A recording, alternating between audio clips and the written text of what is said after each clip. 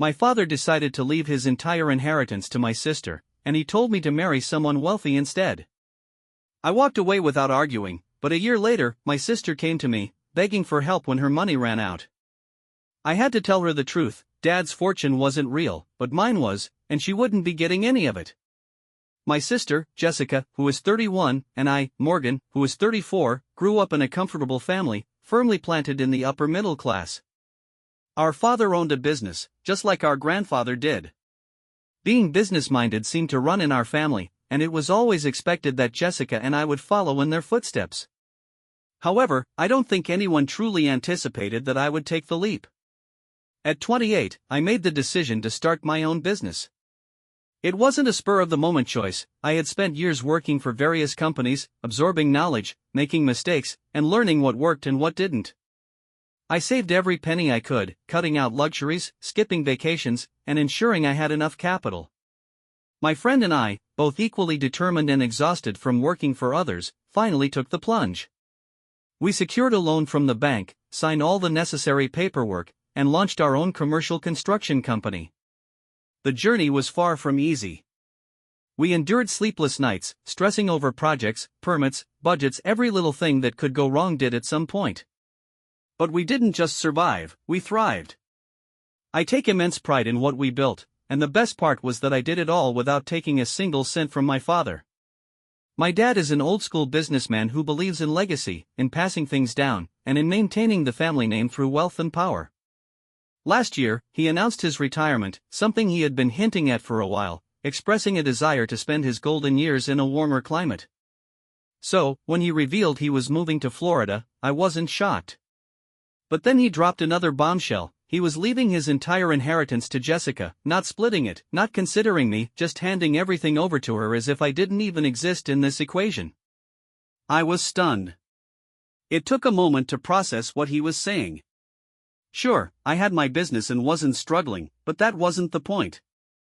He had dismissed me entirely, as if I didn't matter, as if I wasn't even an option. I asked him why, needing to understand his reasoning. His response? "You have time to marry rich. You should do that." I actually laughed, thinking he was joking, perhaps testing my reaction. But no, he was serious. My father, the man who raised me to be independent, was telling me that my financial security should come from a husband, that I should just find a wealthy man, get married, and let that be my future. Meanwhile, Jessica, who had a stable job but wasn't exactly rolling in wealth, needed the money more, because why? Because she was a woman? I told him that was incredibly unfair, and do you know what he said? He shrugged and said, "That's just the truth of the world." I could have argued, could have pointed out how absurd that was, how I had worked tirelessly to get where I was, how I had taken risks and built something from scratch without any help, how I had done everything he had always taught us to do: be self-reliant, work hard, earn what you have. But I didn't argue. What would have been the point? He had already made up his mind, so I just walked away. I didn't fight, I simply left. Jessica also refused to support me. Not that I expected her to fight for me, but it would have been nice if she had at least acknowledged how unfair the situation was. Instead, she acted like it wasn't her problem. She got the inheritance, and that was that. It was Dad's decision, after all. What Jessica didn't know was that the so-called inheritance she was so excited about wasn't what she thought it was. A few years ago, I had helped with some accounting work for Dad's company, handling small tasks here and there. I wasn't an accountant, but I was organized, and Dad needed someone he could trust to go through the numbers. I noticed something that made me uneasy. Dad's money wasn't sitting safely in a savings account or stable investments. It was tied up in all sorts of risky ventures, many of which looked shady. Dad had always been a bit of a risk-taker with money, chasing big opportunities that promised massive returns if you just had the patience to wait. He invested in real estate deals that never seemed to go anywhere, startups with no real plans, and even cryptocurrency. I knew what was coming. Eventually, Jessica got to the point, she needed a loan. Not a small one, either. She needed enough to cover the debt she had accumulated over the past year, and from the way she was talking, it was a significant amount. I sat there listening to her, and all I could think about was how none of this was my fault. I had worked for every penny I had, spending years building my business from the ground up and making sacrifices along the way. I had lived frugally, reinvesting every dollar I could and making careful financial decisions because I knew that no one was going to bail me out if things went wrong. And now here she was, expecting me to fix a problem that she had created.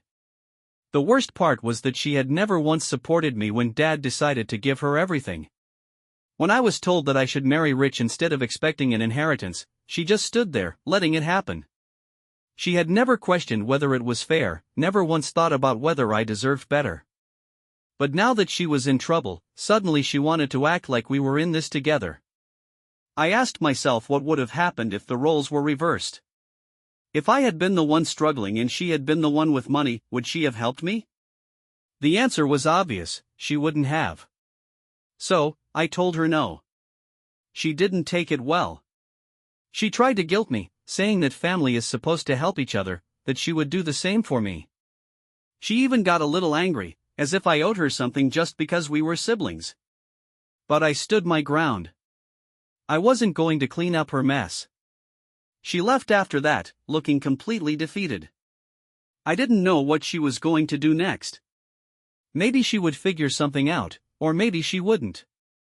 Perhaps Dad's investments would pay off eventually, and she'd get the money she was promised, but that wasn't my problem. Over the next few days, I kept uncovering more and more of the absolute disaster Jessica had created.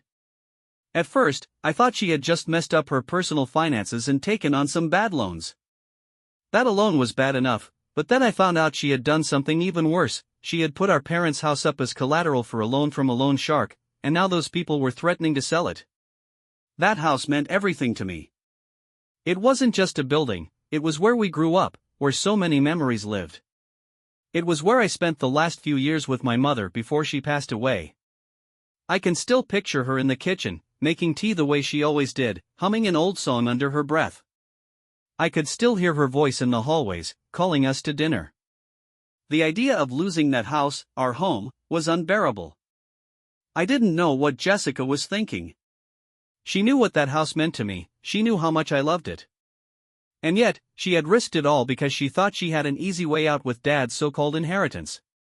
She was so sure she'd get all this money that she never stopped to think about what would happen if things didn't go her way. I wasn't about to let her destroy one of the only things I had left of my mother, so I decided to step in. I contacted Jessica and told her that I was willing to help with the house. She seemed relieved at first, probably thinking that I was going to bail her out completely. But I wasn't doing this for her, I was doing it for me. I wasn't about to let some loan shark take the place that meant so much to me. I reached out to the lender myself. The conversation was tense, these people weren't exactly friendly, and they didn't care about my emotional attachment to the house. They just wanted their money. But after a lot of back and forth, I managed to work out a repayment plan with them. It wasn't going to be easy, but at least it meant the house was safe. Once everything was set up, I went back to Jessica and told her the deal, the house was mine now. I was the one paying for it, so I would be the one living in it. She could stay in the guest house until she figured things out, but that was it. She didn't take it well. She tried to argue that the house was big enough for both of us, that we could live there together, but I wasn't having it. The way I saw it, she had put the house in danger. She had made reckless choices, and I was the one fixing everything. If I was taking responsibility, I was going to set the rules, and the first rule was boundaries. I told her straight up that I didn't want to live with her. I needed space, and I wasn't going to deal with her mess. I thought someone had broken in, but when I quietly walked out of my room and looked down the hall, I saw Jessica sneaking around in the dark with her phone flashlight on. I stood there watching her for a second, trying to process what the hell I was witnessing. She was in the study, opening drawers and shuffling through papers. My first thought was that maybe she had left something in there from when Dad still lived here, but then I realized she had no reason to be in that room at all. She hadn't lived in this house for years.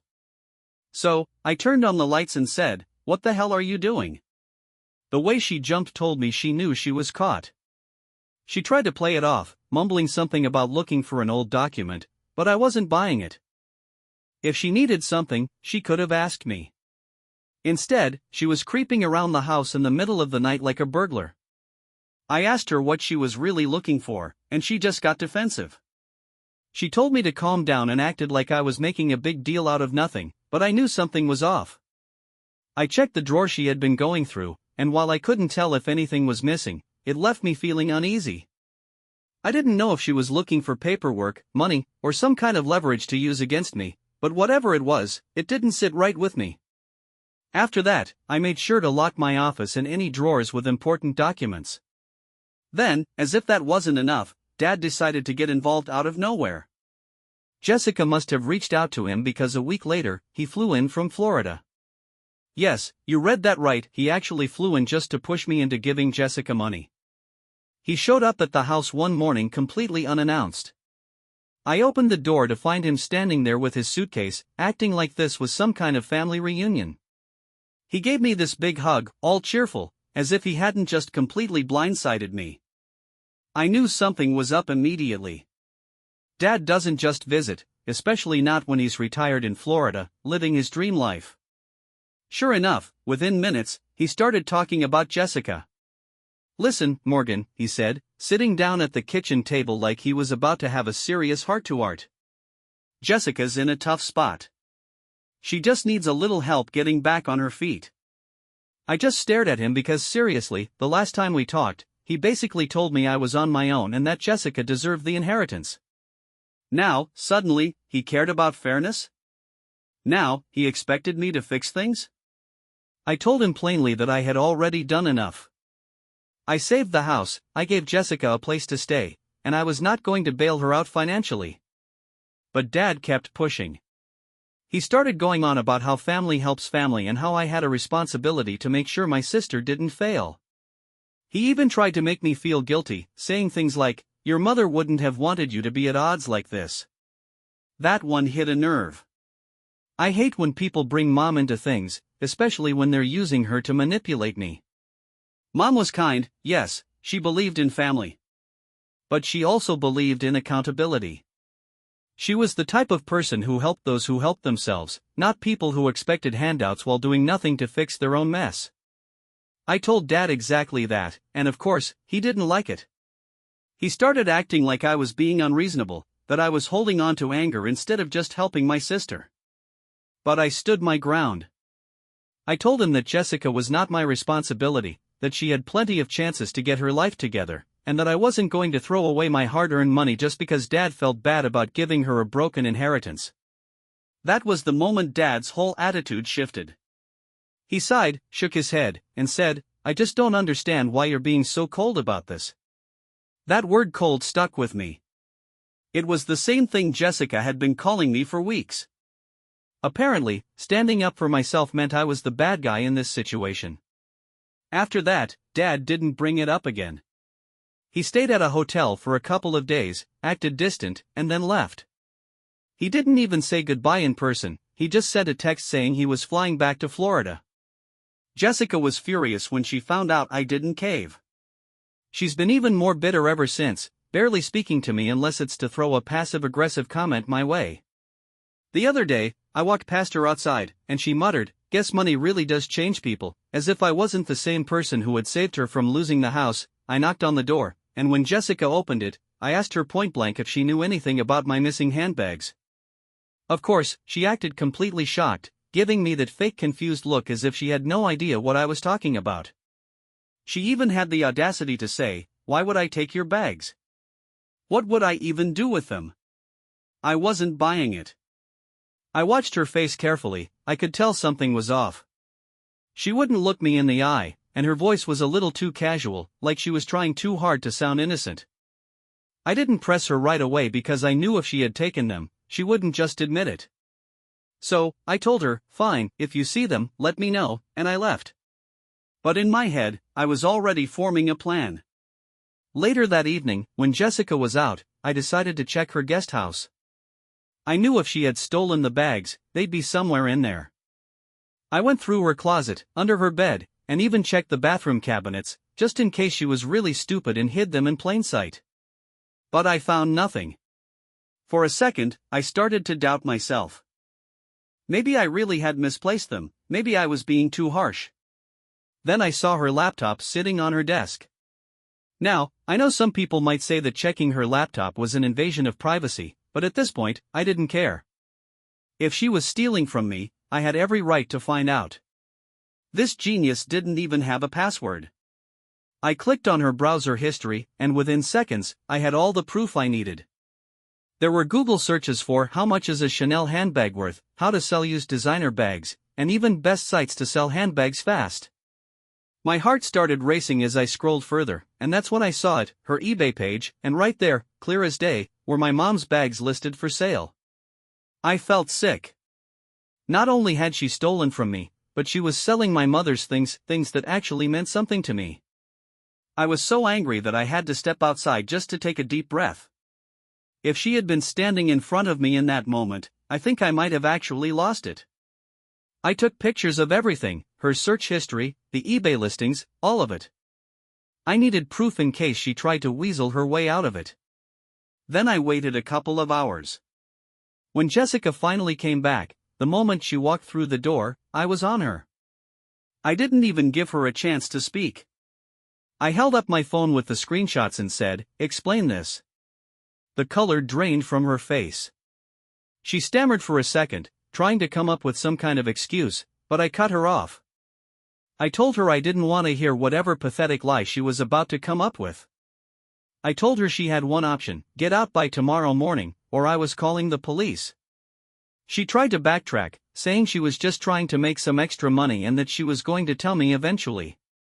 She even had the nerve to say, "I was going to give you a cut of the money," as if that was supposed to make it better. I told her to shut up.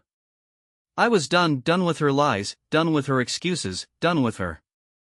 I repeated myself, "Be gone by morning, or I'm calling the cops." She must have seen it in my face that I wasn't bluffing, because she didn't argue after that. She just stormed off, muttering something under her breath and slamming the door behind her. The next morning, I woke up early, half expecting to find her still there, refusing to leave. But to my surprise, she was gone. I had spent too much of my life trying to clean up after her, trying to be the bigger person, but not anymore. It's been almost 6 months since my last update, and honestly, I thought I was done with this whole mess. But of course, life had other plans. Jessica has apparently managed to escape the lenders, which is both surprising and not surprising at the same time. I hadn't heard a single thing about her in months, no texts, no calls, no random gossip from extended family, nothing. The only reason I even found out anything was because one of the lenders showed up at my door. He introduced himself and said he had been trying to reach Jessica for a while now, but she had basically disappeared, no return calls, no messages, nothing. So now, for some reason, this guy thought I might know where she is. I told the guy straight up that I had no idea where Jessica was and,